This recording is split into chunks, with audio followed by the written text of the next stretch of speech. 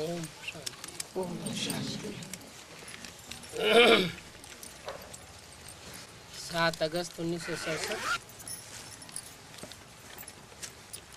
वाणी चल रही थी। 2 पेज के अंत में बाबा विचार करते हैं कि मैं बाबा के बाजू में बालिक बन के बैठा हुआ हूँ, फिर भी याद नहीं कर सकता हूँ। माया बड़ी ज़बरदस्त है, कितनी कोशिश करता हूँ, भोजन पर बैठता हूँ, समझता हूँ ये रथ उनका है, तो भी भूल जाता हूँ।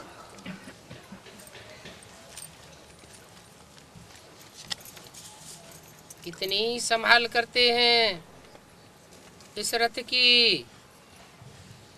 मुझे शिव बाबा खिलाते भी हैं, मैं उनका रथ हूँ, कुछ तो खातिरी करेंगे। इस खुशी में खाता हूँ, 2-4 मिनट याद करके फिर भूल जाता हूँ। तो मैं समझता हूँ कि बच्चों को कितनी मेहनत लगती होगी। मैं बाबा के इतने नज़दीक हूँ, फिर भी भूल जाता हूँ। इसलिए बाबा समझाते रहते हैं, जितना हो सके बाबा को याद करो। प्रैक्टिस बढ़ती जाएगी तो खूब याद आवेगी। बहुत बहुत फायदा है। यहाँ तो थोड़ी ही बात में बच्चे तंग हो पड़ते हैं और पढ़ाई को छोड़ देते हैं। मुख से बाबा बाबा कह करके फिर फारकती दे देते हैं। बाप को अपना बनावंती, ज्ञान सुनावंती, पश्यंती, दिव्य दृष्टि से स्वर्ग भी देखवंती, रास करंती, अहो माया मुझे फारकती देवंती, भागंती। जो विश्व का मालिक बनाते हैं उनको फारकती दे देते हैं। विलायत में बहुत फारकती देते हैं, भारत में तो कम फारकती देते हैं, लेकिन विलायत में बहुत फारकती देते हैं। क्यों? विलायत में बहुत फारकती क्यों देते हैं? ये विलायतियों की शूटिंग भी कहाँ होती है? संगम युग में ही शूटिंग होती होगी। कैसे? बाप कहते हैं, मैं तुम बच्चों को उठाने के लिए विदेशी बन करके आता हूँ। मैं खुद विदेशी बन करके आता हूँ इसलिए कि सब बच्चों से मिल सकूं। बच्चे बार बार अनिश्चय बुद्धि हो जाते हैं, बाप को फारकती दे देते हैं। बड़े बड़े नामी ग्रामी बच्चे फारकती दे देते हैं। ऊपर से आर्डर मिलता है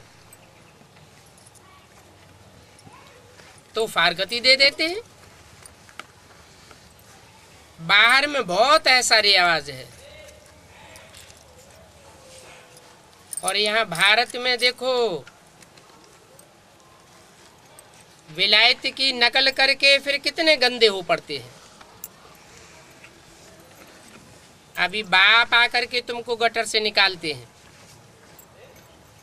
रास्ता बताया जाता है। ऐसे नहीं कि बाप को ही हाथ से पकड़ करके ले जाते हैं।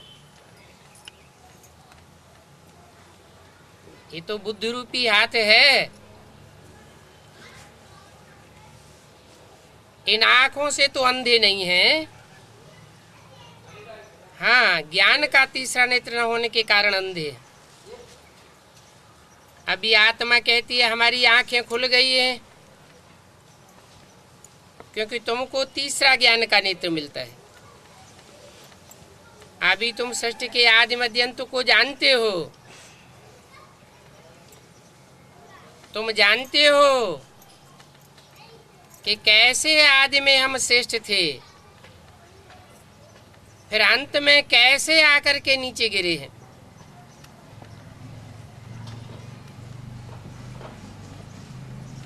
अभी आंखें खुल गई ना, तो ये 84 का चक्र बुद्धि में फिरना चाहिए।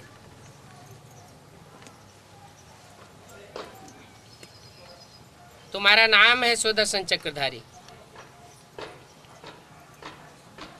अपनी आत्मा का 84 के चक्र का दर्शन तुम करते रहते हो। कैसे पहले जन्म में ऊंचे चढ़ते हो, फिर कैसे आखिरी जन्म में नीचे गिरते हो, ये तुम्हारी बुद्धि में बैठ गया है। ये भी बाप समझाते हैं, तुम अपने आप नहीं समझ सकते हो। बताते हैं कि एक के संग के रंग से तुम ऊंचे उठे और अनेकों के संग के रंग में आते आते नीचे गिरे।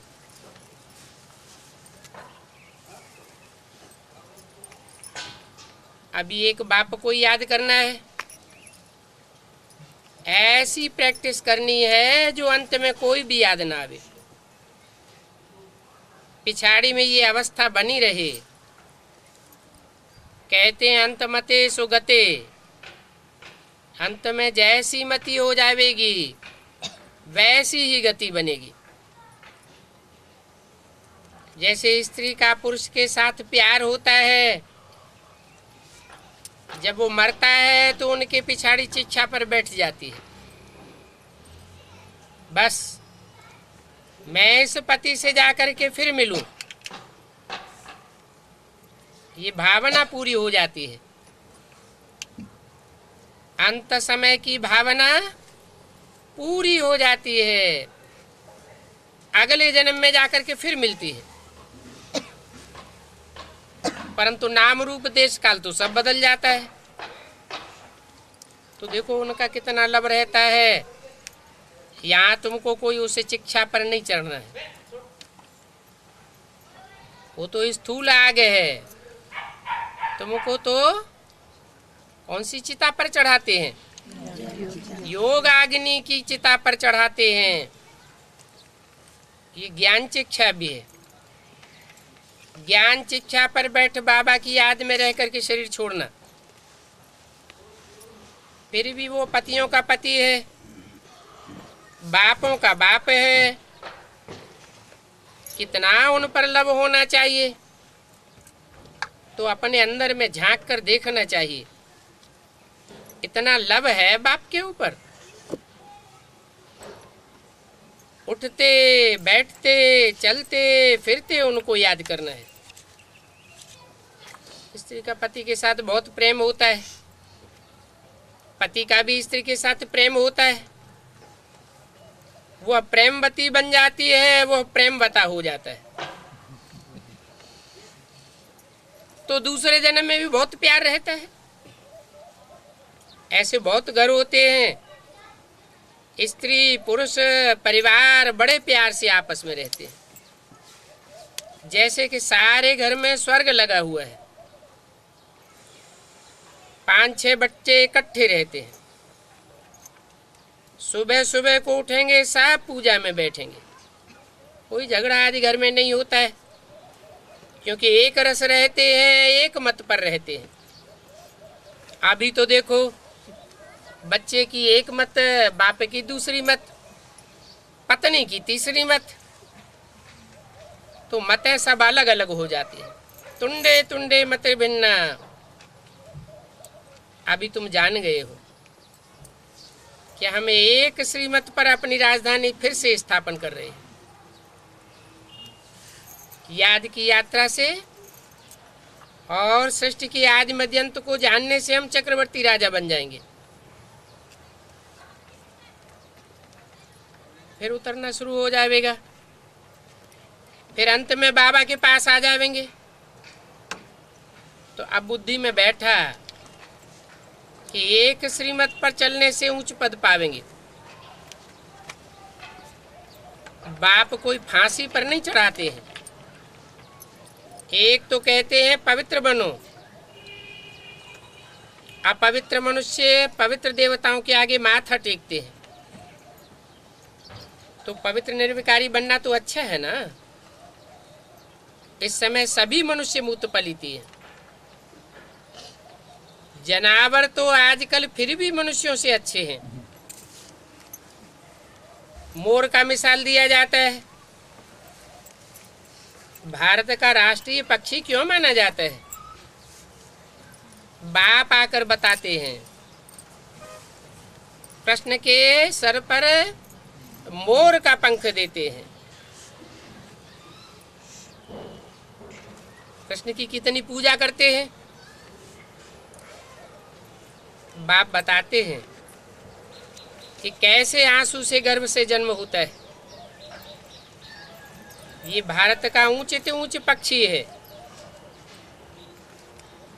और बहुत खूबसूरत है और डांस भी अच्छा करते हैं। अब यहाँ तो ज्ञान डांस की बात है। उस पक्षी को नेशनल बर्ड कहा जाता है। आजकल तो देखो हनुमान बंदर आदि को भी पूजा करते हैं। जानवर की पूजा थोड़ी ही करनी चाहिए। उन सबसे अच्छा मोर है, उनकी पूजा करनी चाहिए। परंतु इतना भी अकल नहीं है कि किसकी पूजा करें। अभी तुम्हारी पार्श बुद्धि बनती है, यहाँ है पत्थर बुद्धि, क्योंकि पतित बन जाते हैं। वहां तो कोई पतित नहीं होता। पावन रहने वाले देवताओं की संख्या बहुत थोड़ी होती है। फिर आस्ते आस्ते जैसे जैसे कलाएं गिरती जाती हैं, सुख कम होता जाता है और वृद्धि होती जाती है। शुरू शुरू में देवताओं का होता है छोटा झाड़। पहली डायनेस्टी में होंगे 9 लाख।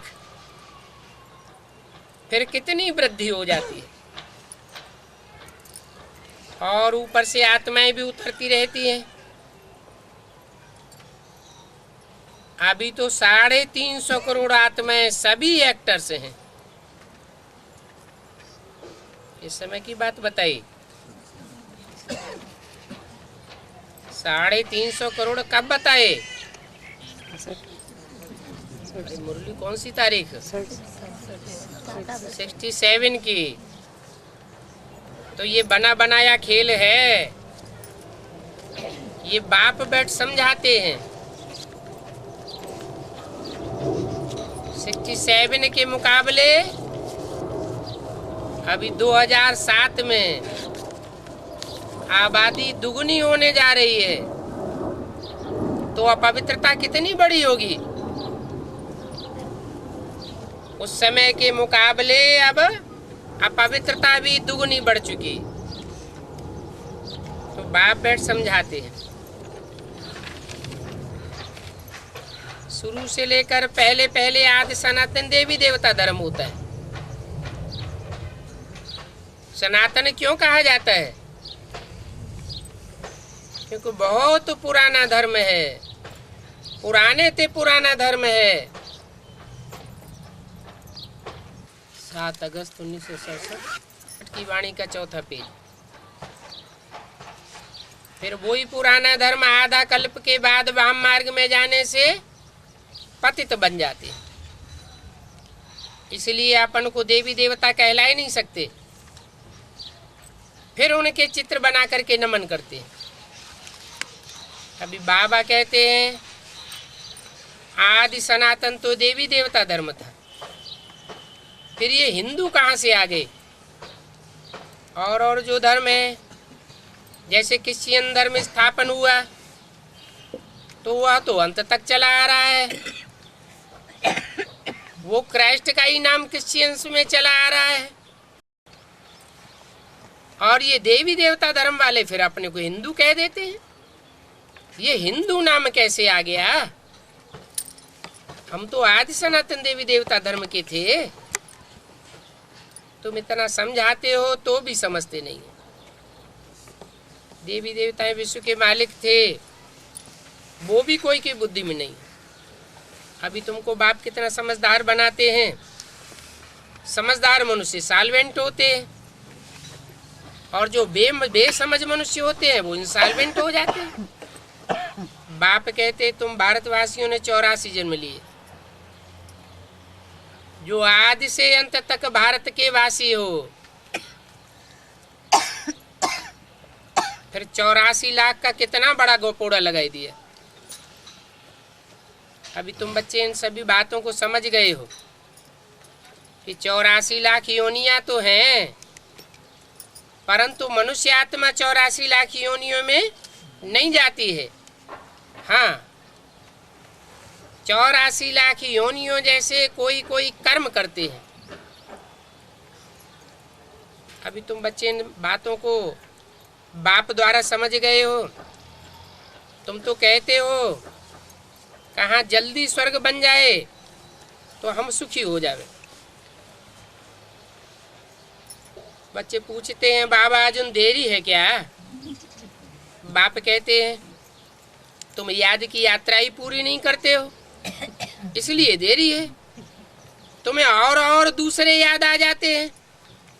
अगर एक की याद में रहेंगे तो स्वर्ग का अनुभव यहीं करने लगेंगे। इसी शरीर से तुमको स्वर्ग का अनुभव होने लगेगा। उसको कहते हैं सच्ची सच्ची जीवन मुक्ति।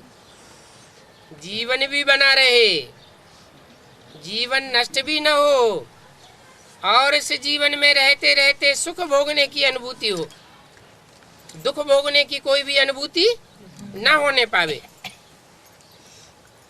अभी तो देखो तुम घड़ी घड़ी भूल जाते हो।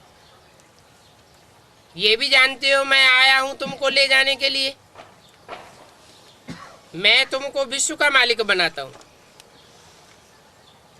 ये भी जानते हो, फिर भी घड़ी घड़ी भूल जाते हो। बल कोई लिखते हैं बाबा हम 5 घंटा याद में रहे। बाबा मान नहीं सकते, ये तो गपोड़े मारते हैं। यहाँ बैठे भी, बाप के सामने होते हुए भी बुद्धि और तरफ चली जाती है। तुम यहाँ बैठे हो तो भी समझते हो शिव बाबा परम धाम से आए हमें सुनाते हैं, तो बुद्धियों को वहां रहना चाहिए ना, यहाँ उतर के नहीं आना चाहिए। जहां जाना है उनका ही नाम गाना है। शिव बाबा फिर चले जाएंगे। मंजिल को याद करना है। तुम्हारी डेस्टिनेशन है घर और सुख धाम की। घर को याद करो और बाप को याद करो। घर को कोई बाप नहीं है, घर घर है, बाप बाप है। तुम घर के मालिक को याद करते हो। ये समझो हमको सुदर्शन चक्रधारी बनना है। ऐसे सुदर्शन चक्रधारी बने रहेंगे तो तुमको खुशी भी बनी रहेगी। जितना मंथन करेंगे उतना जास्ती खुशी होगी। तुम जानते हो अभी वो अवस्था हमारी नहीं हुई है, जो लगातार मंथन चलता रहे, दुनिया भूलती जाए, देह और देह के संबंध भी भूलते जाए, नई दुनिया की याद आती रहे, नई दुनिया की प्लानिंग में बुद्धि चलती रहे, बाबा की ईश्वरीय सेवा में ही बुद्धि चलती रहे। इसलिए बाबा कहते हैं अभी लड़ाई न लगे तो अच्छा है। अभी बच्चों का पुरुषार्थ पूरा कहाँ हुआ है? पुरुषार्थ पूरा हो जावे, एक बाप की याद बनी रहे, फिर भले लड़ाई लगे। अभी तो देखो इन्हें ब्रह्मा का ही योग नहीं लगता है। जब ब्रह्मा का ही योग नहीं लगता है तो ब्रह्मा कुमार कुमारियों का योग कैसे लग जाएगा? और बच्चों का क्या योग लगता होगा? इनके ऊपर तो बहुत रिस्पॉन्सिबिलिटी है। इतने ढेर बच्चे हैं, कितना ख्यालात करना पड़ता है। घर की संभाल तो बाप को ही रखनी होती है। बच्चों को भी कहते हैं कोई भी बात में राय आदि हो कि ऐसे ऐसे होना चाहिए तो बताओ। तुम बच्चे तो घर के मालिक हो ना, यहाँ के भी मालिक हो तो वहाँ के भी मालिक हो, तो देख रेख करनी चाहिए। बाबा ऐसे ऐसे होना चाहिए। विलायत में देखो बहुत बड़े बड़े घर होते हैं। विलायती लोग 1.5 लाख की मोटर में चढ़ते हैं। वो तो 67 की बात बताई। अभी तो 1.5 लाख में नई मोटर इंडिया में भी नहीं मिलती। तो वहां देखो कितनी मिल्कियत है, बात मत पूछो। इतनी मिल्कियत है एक एक के पास, जैसे कि सिंगापुर के मालिक हों। अभी तुम देखो कहाँ के मालिक बनते हो, सारे विश्व के मालिक। सो भी एक जन्म के लिए नहीं, पूरे 21 जन्म के लिए रेस करनी चाहिए। हम पूरा वर्षा ले लेवे। बाबा समझाते हैं घर में सेंटर खोलो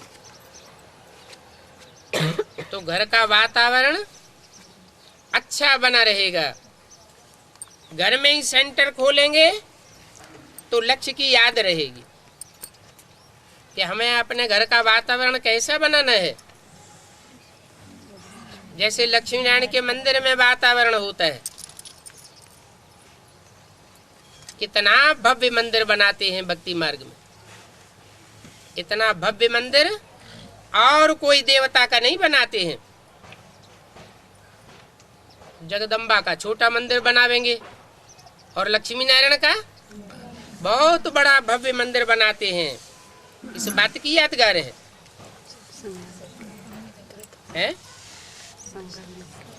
बड़ी सेवा की है तो बड़ा मंदिर बनाते हैं, छोटी सेवा की है तो छोटा मंदिर बनाते हैं। ब्राह्मणिया तो सर्वेंट हैं, खूब सेवा करनी चाहिए, सबको रास्ता बतावें, सेवा करते रहे।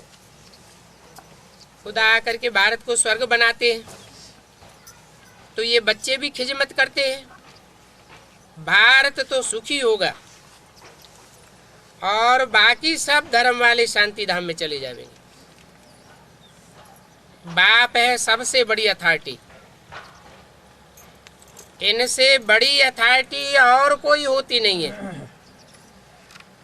वो सब आत्माओं का बाप है और ये है सभी मनुष्यों का बाप। कौन? इसकी तरफ इशारा किया। ये है सभी मनुष्यों का बाप और बाप है सभी आत्माओं का बाप। तो यह कह के इशारा किसकी तरफ किया? ब्रह्मा की तरफ इशारा किया। ये ब्रह्मा टाइटलधारी ब्रह्मा की तरफ इशारा दिया। इसको टाइटल किसका मिला? प्रजापिता का टाइटल। दोनों बाप अभी तुम्हारी सर्विस में है, रूहानी बाप और जिस्मानी बाप दोनों तुम्हारी सर्विस में है। तो कितनी याद रहनी चाहिए?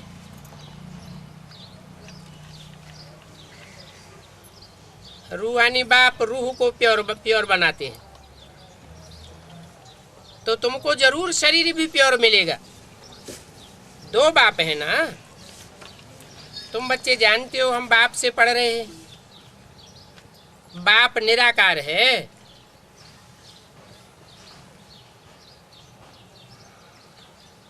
इन निराकार को याद करना है, इस ब्रह्मा को याद नहीं करना है।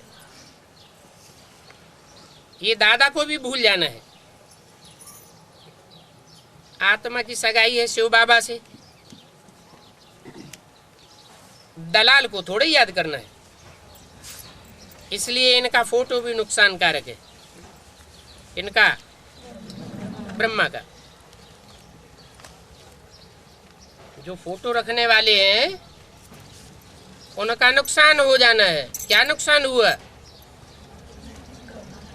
जैसे ब्रह्मा का अचानक शरीर छूटता है वैसे फोटो रखने वालों के भी अचानक शरीर छूट रहे हैं। तो मूर्ति का भी चित्र रखने से सब याद आ जाएगा, इसलिए शिव बाबा का ही चित्र रखना अच्छा है। ये तो ज्ञान बुद्धि में है कि शिव बाबा कोई इतना बड़ा है क्या। अगर महीन रूप से याद नहीं कर सकते हो, बाबा महीन थे, महीन भी है, उस महीन रूप को याद नहीं कर सकते हो तो अच्छा बड़े रूप में ही याद करो, बड़ा रूप ही अच्छा। अच्छा, मीठे मीठे रूहानी बच्चों प्रति रूहानी बाप दादा का याद प्यार गुड मॉर्निंग। रूहानी बाप की रूहानी बच्चों को नमस्ते। ओम शांति।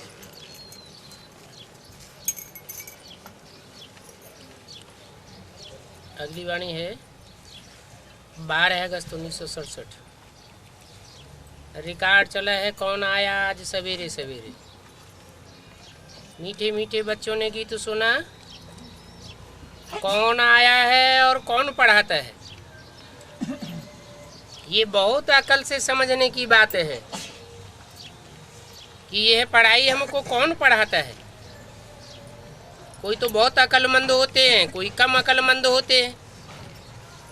बहुत पढ़ा लिखा हुआ होता है तो उसे कहेंगे बहुत अक्लमंद। ये भी रूहानी पढ़ाई है। रूहानी पढ़ाई रूहों ने नंबरवार पढ़ी है। जो नंबरवार रूहें हैं वो नंबरवार पढ़ाई पढ़ के नंबरवार पद पाती हैं। कम पढ़े हुए को कम मान मिलता है।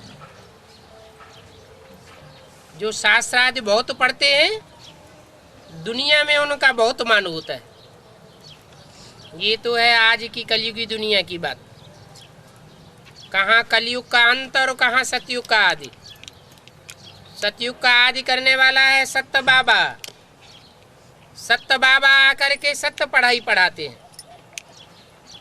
और झूठे कलयुगी झूठ खंड बनाने के लिए झूठी पढ़ाई पढ़ाए रहे हैं। यहाँ भी देखो बाबा आया है पढ़ाने के लिए। टीचर आते हैं ना स्कूल में, पढ़ने वाले जानते हैं हमारा टीचर आया है। तो यहाँ देखो कौन आया हुआ है। एकदम रोमांच खड़े हो जाने चाहिए। ऊंच ते ऊंच सुप्रीम टीचर हमको पढ़ाता है। वो ऊंच ते ऊंच बाप भी है। बाप फिर पढ़ाने आए हैं, ऊंच ते ऊंच टीचर बनकर पढ़ाते हैं। तो समझने की बात है ना। समझने में भी तकदीर की बात है। तकदीर कहाँ बनाई? हर एक आत्मा ने अपनी तकदीर कहाँ बनाई? संगम युग में बनाई। तो बुद्धि में आना चाहिए पढ़ाने वाला कौन है? भगवान। वो आकर के हमको पढ़ाते हैं। विवेक कहता है भले कितनी भी बड़ी से बड़ी पढ़ाई पढ़ता हो,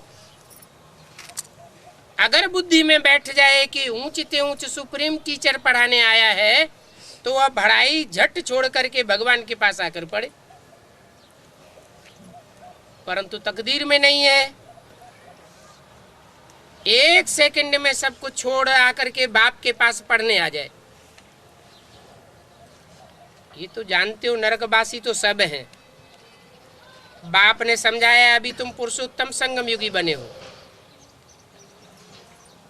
उत्तम ते उत्तम पुरुष ये लक्ष्मी नारायण है। फिर है नंबरवार उत्तम। जो नंबरवार उत्तम है उनको देवता कहा जाता है। और जो उत्तम ते उत्तम है संगम युगी लक्ष्मी नारायण, उनको भगवान भगवती कहा जाता है। दुनिया में ये किसी को भी पता नहीं है कि एजुकेशन से इन्होंने ये पद पाया है। तुम पढ़ते हो ये पद पाने के लिए, और पढ़ाते कौन है? भगवान। भगवान तो जरूर भगवान भगवती बनावेंगे। तो और सब पढ़ाइयाँ छोड़ करके इस पढ़ाई में लग जाना चाहिए, क्योंकि ये बाप आते ही हैं एक कल्प के बाद। फिर 5000 वर्ष तक ये पढ़ाई नहीं पढ़ सकेंगे। बाप कहते हैं मैं हर 5000 वर्ष के बाद आता हूँ और सन्मुख आकर के पढ़ाई पढ़ाता हूँ। ये वंडरफुल बात है ना। कोई सुने तो वंडर खावे। अरे इनको भगवान वंडरफुल पढ़ाई पढ़ाते हैं संगम युग पर, वो भी सन्मुख आकर पढ़ाते हैं। कहते भी हैं भगवान हमको पढ़ाते हैं ये पद प्राप्त कराने के लिए। गीता में भी लिखा है कि नर अर्जुन को ऐसी पढ़ाई पढ़ाई कि नर से नारायण बना, और नारी द्रौपदी को ऐसी पढ़ाई पढ़ाई कि नारी से लक्ष्मी बनी। परंतु पूरा ध्यान नहीं देते हैं, बाप को भूल जाते हैं। ये माया के तूफान ऐसे आते हैं जो सब भुला देते हैं। ये ईश्वरीय पढ़ाई तो पढ़नी चाहिए ना। विवेक कहता है हमको भगवान पढ़ाते हैं तो उस पढ़ाई में एकदम लग जाना चाहिए। छोटों बच्चों को ही पढ़ना होता है। आत्मा तो सबकी है, बाकी शरीर छोटा अथवा बड़ा होता है। आत्मा कहती है मैं आपका छोटा बच्चा हूँ। अच्छा मेरे बच्चे बने हो तो अभी पढ़ो। दूध पीने वाले बच्चे तो नहीं हो ना, तो पढ़ाई फर्स्ट है। उस पढ़ाई में बहुत अटेंशन देना चाहिए। स्टूडेंट यहाँ आते हैं सुप्रीम टीचर के पास, वो पढ़ाने वाले भी मुकर्रर हैं, और यहाँ तो है सुप्रीम टीचर। 7 रोज भट्टी गाई हुई है। बाप कहते हैं पवित्र रहें और मुझे याद करते रहें। दैवी गुण धारण करे तो तुम जरूर यह बन जावेंगे। बेहद के बाप को याद करना पड़े। छोटे बच्चे तो माँ बाप के सिवाय दूसरे कोई की गोद में जाते ही नहीं हैं, उनके पास ही आते हैं। तो तुम भी बाप के छोटे छोटे बच्चे हो, तुमको कोई बुद्धि का अहंकार नहीं है। बाप के बच्चे हो तो बाप की गोद में आना चाहिए ना। तुम भी बेहद के बाप के बने हो तो और कोई को भी देखना पसंद नहीं करोगे, फिर भल कोई भी हो। तुम जानते हो हम ऊंचे तो ऊंचे बाप के हैं, वो हमको डबल सिर ताज राजाओं का राजा बनाते हैं। लाइट का ताज मन मना भव और रतन जड़ त्याज माना मध्याजी भव। क्या मतलब? लाइट का ताज माना मन मना भव, मेरे मन में समा जा माना तेरी मन और बुद्धि मेरी मन बुद्धि के समान लाइट जैसी हो जाए। लाइट माना ज्ञान की रोशनी से भरपूर हो जाए, और जो ज्ञान की रोशनी से भरपूर हो जाएगा, जितना ज्ञान बुद्धि में समा जाएगा तो जरूर तन मन और धन से ईश्वरीय सेवा में लग जाएगा। तो पहले है मन मना भव और बाद में है मध्याजी भव। ऐसे नहीं होता कि कोई पहले पहले ईश्वरीय सेवा में लग जाए बाद में ज्ञानी बने। नहीं, जितना जितना ज्ञान बुद्धि में समाता जाएगा, ज्ञान को धारण करता जाएगा, उतना उतना वो ईश्वरीय सेवा में अपने को अर्पण करता जाएगा।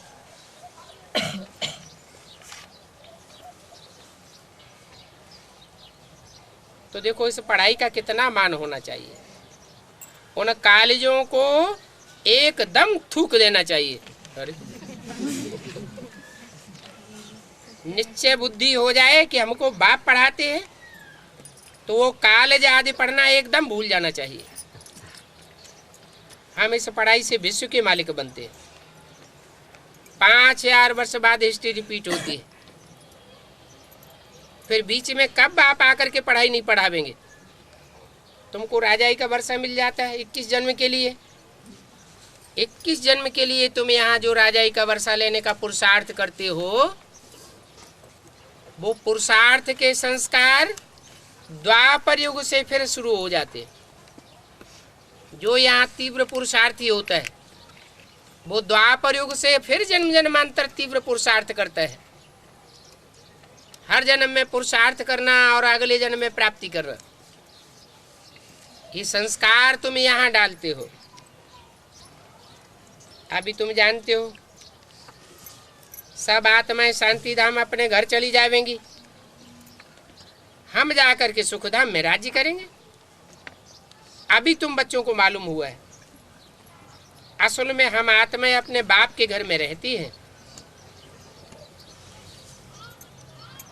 ये भी तुम बच्चे जानते हो। जो दूसरे धर्म में कन्वर्ट होने वाले हैं उनकी बुद्धि में नहीं बैठता, उनकी बुद्धि में ये नहीं आवेगा कि हम अपने बाप के घर में रहने वाले हैं, क्योंकि उनकी तो बुद्धि ही कन्वर्ट हो जाती है। दूसरे धर्म में चले जाते हैं तो दूसरे बाप के बन जाते, दूसरे बाप के बनते हैं तो दूसरों के घर में रहना पड़े। तो ये बातें भी तुम्हारी बुद्धि में हैं। दुनिया के मनुष्य तो बिल्कुल जंगली जानवर हैं। बल साधु संत आदि हैं, उनको भी गुरु तो नहीं कहेंगे। गुरु तो उसको कहा जाता है जो सदगति करे। पहले पहले तो मन बुद्धि रूपी आत्मा की सदगति करे। मन बुद्धि रूपी आत्मा की सदगति होती है तो शरीर भी सदगति को पाता है। इसलिए कहते हैं सबका सदगति दाता एक। शंकराचार्य गुरु के कितने फॉलोअर्स हैं, कितना उनका भव का है, और तुम क्या कहते हो? तुम उन शंकराचार्य को कहते हो ये तो पुजारी है, इसकी पूजा करते हैं। शिव के मंदिर में जाकर शिव की पूजा करते रहते हैं। नारायण की भी पूजा करेंगे, नारायण के मंदिर में देवियों की भी पूजा करते रहते हैं। कैसे? कन्याओं को इकट्ठा करते हैं, देवी समझकर उनकी पूजा करते हैं ना, परंतु बाप को नहीं जानते।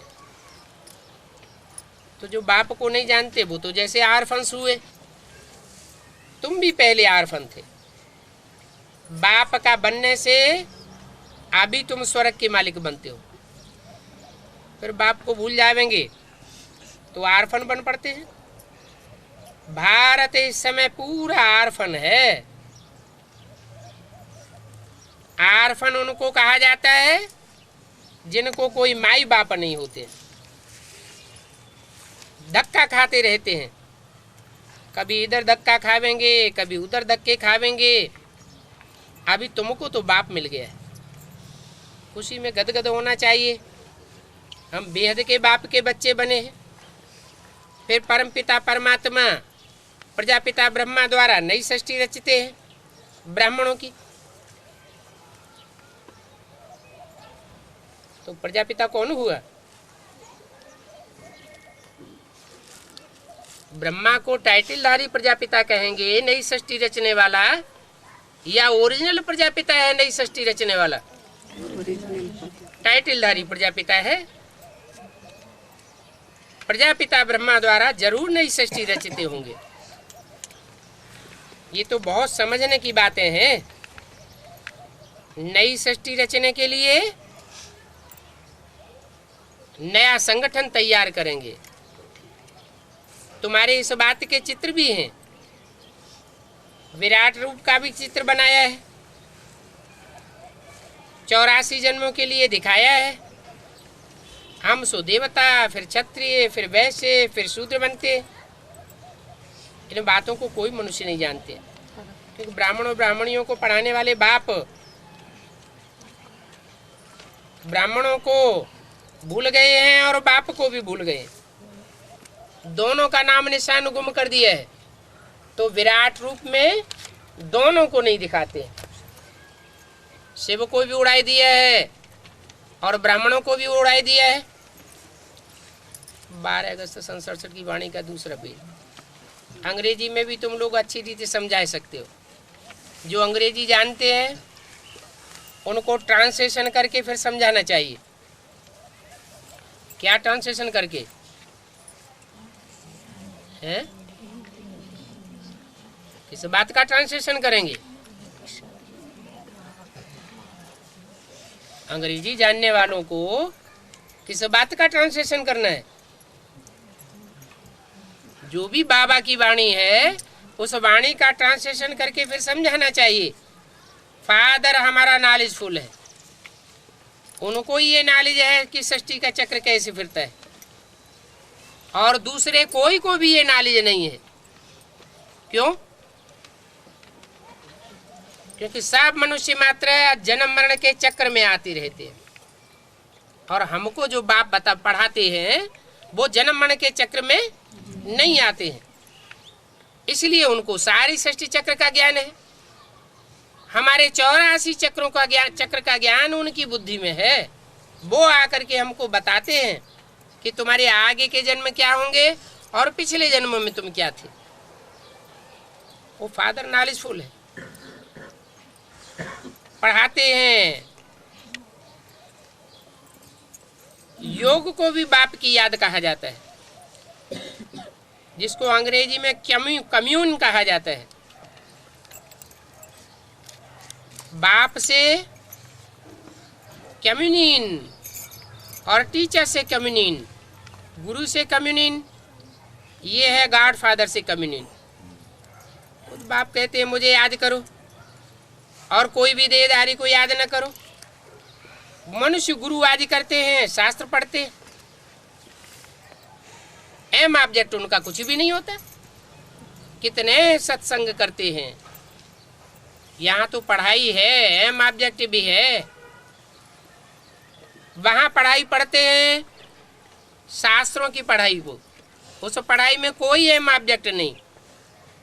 बाप तो कहते हैं हम आए तुमको वापस ले जाने। अभी तुमको बाप के साथ बुद्धि को योग रखेंगे तो तुम यह लक्ष्मी नारायण बन जाओगे। तुम वहाँ जाए पहुँचेंगे, अच्छी रीति जो याद करेंगे वो जरूर विश्व के मालिक बनेंगे। ये लक्ष्मी नारायण पैराडाइज के मालिक थे। इनको गॉड गॉडेस कहते हैं। सीढ़ी में भी इन्हों का चित्र है। ये सीढ़ी का चित्र देख करके मनुष्य वंडर खावेंगे, ये समझाने वाला कौन है? ये सीढ़ी का चित्र है, कौन समझाता है? बाप को कहा जाता है नॉलेजफुल, वो ही बताते हैं। मनुष्य कह देते हैं भगवान तो अंतर्यामी है। वास्तव में ये अंतर्यामी अक्षर नहीं है। एक एक के अंतर को बैठ करके जानने की उनकी दरकार ही नहीं है। क्या करते हैं फिर? फार्मूला बताए देते हैं। जैसे गणित में फार्मूला होता है ना, ऐसे ज्ञान के फार्मूले बताए देते हैं। मुख्य मुख्य 5-7 एक्टर्स के जीवन कहानी को बताते हैं नट सेल में, और उनके आधार पर तुम सारी मनुष्य सृष्टि के अंतर को जान सकते हो। बाकी बाप एक एक के अंतर को बैठ नहीं बताते। आत्मा जो काम करती है वो तो सब जानते हैं। उस हिसाब से तो कहेंगे कि सब अंतर्यामी है। आत्मा जानती है मैं पढ़ती हूँ, मैं ये करती हूँ, ये पार्ट बजाता हूँ, तो यूं तो हर एक आत्मा अंतर्यामी है। आत्मा सीखती है ना। बाप ही तुम बच्चों को आत्माभिमानी बनाते हैं। तुम आत्मा मूल वतन की रहने वाली हो। जब मूल वतन में तुम रहते हो तो कितने छोटे हो। इस छोटी सी आत्मा में अविनाशी पार्ट भरा हुआ है। अनेक बार पार्ट बजाने के लिए तुम सृष्टि पर आए हो। ये बात बैठ समझाते हैं कि आत्मा क्या है, परमात्मा क्या है, और तो कोई जानते नहीं। बाप भी आत्मा है, परंतु वो है सुप्रीम आत्मा। उसकी सुपरमेसी को दिखाने के लिए क्या करते हैं? आत्मा की सुपरमेसी को दिखाने के लिए भक्ति मार्ग में क्या दिखाते हैं?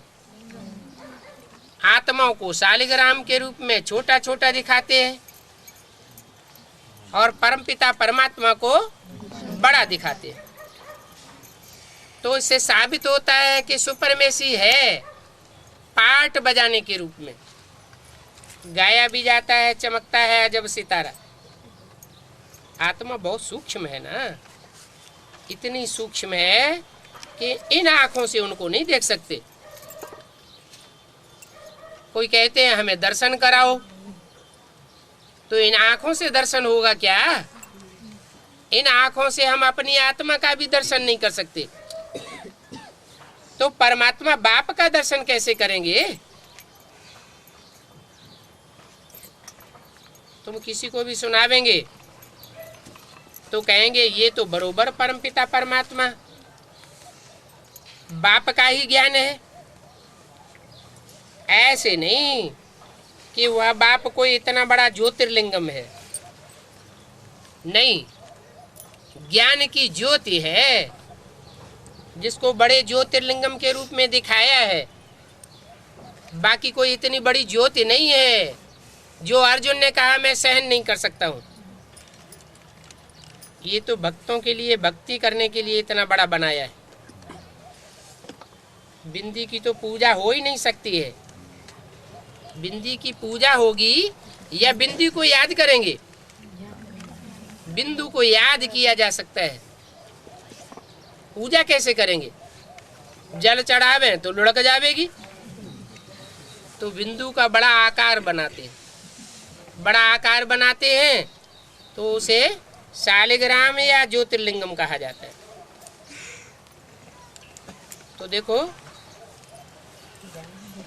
ज्ञान मार्ग में पूजा होती नहीं है, यहाँ तो है याद, और भक्ति मार्ग में होती है पूजा। पूजा होती है रावण राज्य में। रावण क्या करता है? रावण आधीन बनाता है, इसलिए पूजा सिखाता है। जो आधीन बनेंगे वो क्या करेंगे? पूजा करेंगे। भारत में विदेशी राज्य आया तो प्रजा के ऊपर प्रजा का शासन हो गया। सब समझते हैं हम तो पढ़ लिख करके क्या बनेंगे? नौकर बनेंगे। नौकर माने दास दासी। तो देखो, देहधारी मनुष्य आकर के क्या बनाते हैं? आधीन बनना सिखाते हैं, और बाप अधिकारी बनाते हैं। तो कितना फर्क है पढ़ाई में। जो रावण राज्य में है वो गिरे हुए ठहरे ना, फर्क ही नहीं समझते कि बाप आकर के कैसा राम राज्य स्थापन करते हैं और रावण आकर के कैसा रावण राज्य स्थापन करते हैं। रावण नाम ही तब पड़ता है जब रुलाने का काम करता है। जो भी शास्त्रों में नाम है काम के आधार पर नाम है। तो देखो, पूजा रावण राज्य में है, राम राज्य में पूजा नहीं होती है। बाप कहते हैं मैं बिंदी हूं, मुझे बिंदी आत्मा की तुम पूजा नहीं कर सकते। पूजा करने के लिए बड़ा रूप चाहिए। पूजा तुम करेंगे भी क्यों? दरकार ही नहीं। मैं तो तुम आत्माओं को सिर्फ पढ़ाने आता हूं। पढ़ा करके तुमको राजाई देता हूं, फिर रावण राज्य में तुम चले जाते हो तो संग के रंग में आकर तुम मेरे को भूल जाते हो। पहले पहले आत्मा आती है पार्ट बजाने। आत्माओं में भी जो देह अभिमानी आत्माएं हैं वो पहले पहले नहीं आती है। जो पक्की पक्की आत्माएं बनती हैं वो पहले आती हैं। कच्ची आत्मा बनती है, देहभान का अंश रह जाता है, तो वो आत्माएं बाद में षष्ठी रूपी रंगमंच पे आती हैं। मनुष्य कह देते हैं 84 लाख जन्म होते हैं, परंतु बाप कहते हैं 84 लाख जन्म नहीं होते, मैक्सिमम आत्मा को 84 जन्म होते हैं, मिनिमम एक जन्म होता है। जिनका एक जन्म होता है उनको कहेंगे बड़े से बड़े देह अभिमानी, और जिनको पूरे 84 जन्म होते हैं उनको कहेंगे आत्माभिमानी।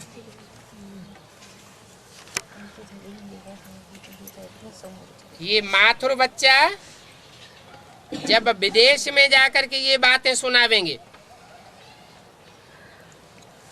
तो इनको कहेंगे ये नॉलेज तो हमको यहीं बैठ करके सुनाओ, हम तुमको और कहीं नहीं जाने देंगे। किसको बोला है? माथुर को।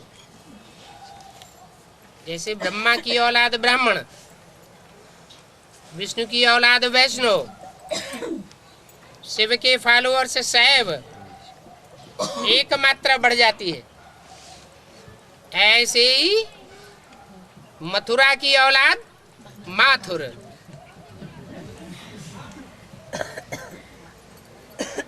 मथुरा में किसका राज्य गाया हुआ है? कंस का भी राज्य है तो रावण का। कंस का कहो, रावण का कहो, असुरों का कहो। ये कहाँ होता है? कलयुग में होता है कंस का राज्य, और नई दुनिया में होता है कृष्ण का राज्य। उस राज्य को कहते हैं बैकुंठ। तो बोला ये माथुर बच्चा जब विदेश में जाएगा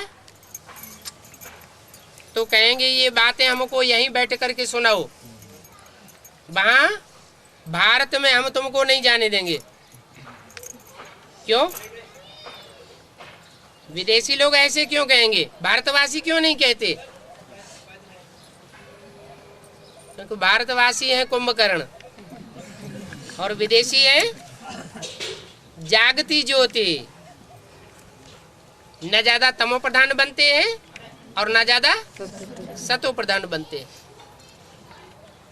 अभी विदेश में उनकी बुद्धि खुली हुई है, वो बाप को झट पहचान लेते हैं, और भारतवासी इतने वर्षों के बाद भी अभी पहचान नहीं पाए। तो बाप बताते हैं विदेशों से ही बाप की पहचान की याद की बातें निकलेगी, विदेशी बाप को झट पहचानेंगे।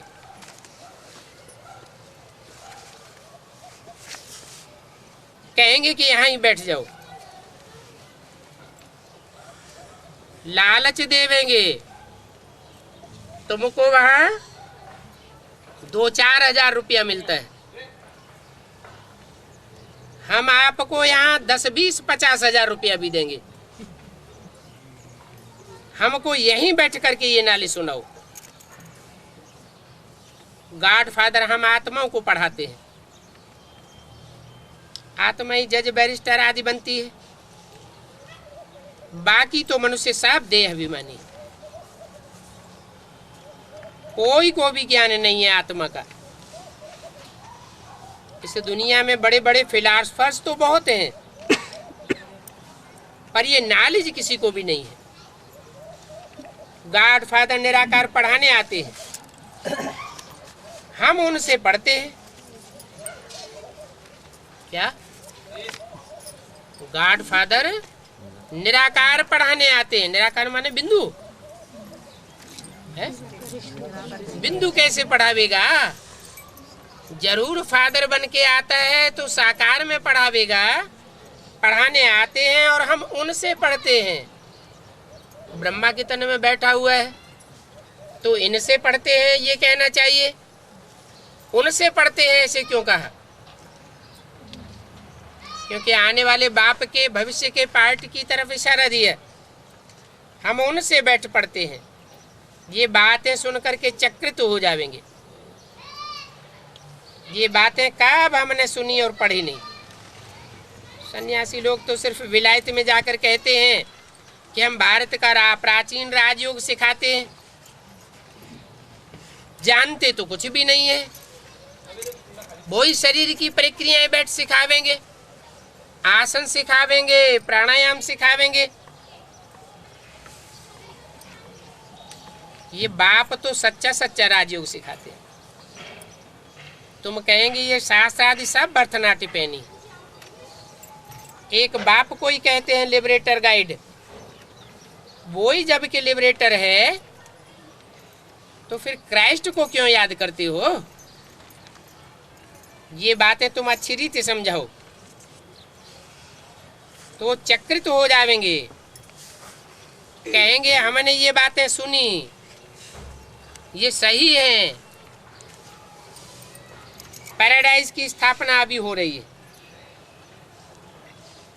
ये देहधारी मनुष्य गुरु, ये धर्म पिताएं कोई भी आकर के पैराडाइज स्थापन नहीं कर सके।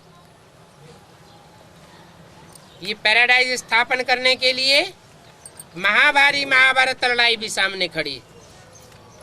बाप कहते हैं मैं तुमको राजाओं का राजा, डबल सिर ताज बनाता हूं। जब तुमको डबल सिर ताज बनाया था तो तुमको प्योरिटी, पीस और प्रॉस्पेरिटी सब कुछ था। अभी तुम्हारा कोई ताज नहीं है, प्योरिटी का भी ताज नहीं है, औरतन जड़त ताज भी नहीं है। विचार करो कितने वर्ष हुए होंगे।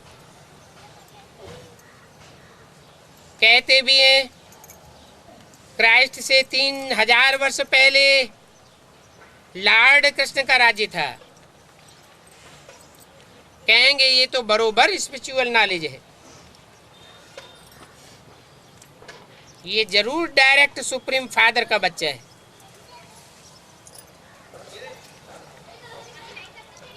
डायरेक्ट बाप से राजयोग सीख रहा है। वर्ल्ड की हिस्ट्री ज्योग्राफी कैसे रिपीट होती है ये सब बतावेंगे। है तो सारी नॉलेज की बात। हमारी आत्मा में 84 जन्मों का पार्ट भरा हुआ है। इस योग बल की ताकत से आत्मा सतो प्रधान बन गोल्डन एज में चली जाएगी। फिर गोल्डन एज में जाने वालों के लिए राज्य चाहिए। सो देखो ये राज्य सामने खड़ा है, उसके लिए पुरानी दुनिया का विनाश भी चाहिए, वो भी सामने खड़ा है। 12 अगस्त संसद वाणी का 3रा पेज।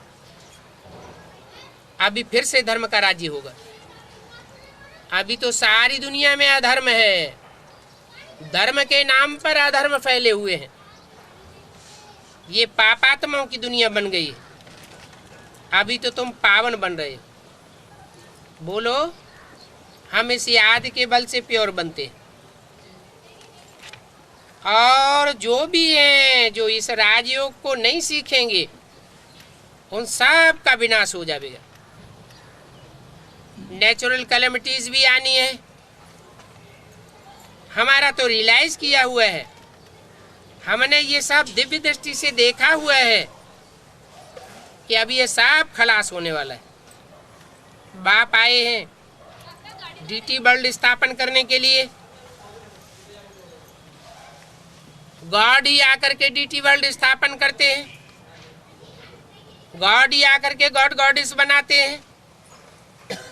अभी जो सर्वसोल बच्चे हैं वो समझते हैं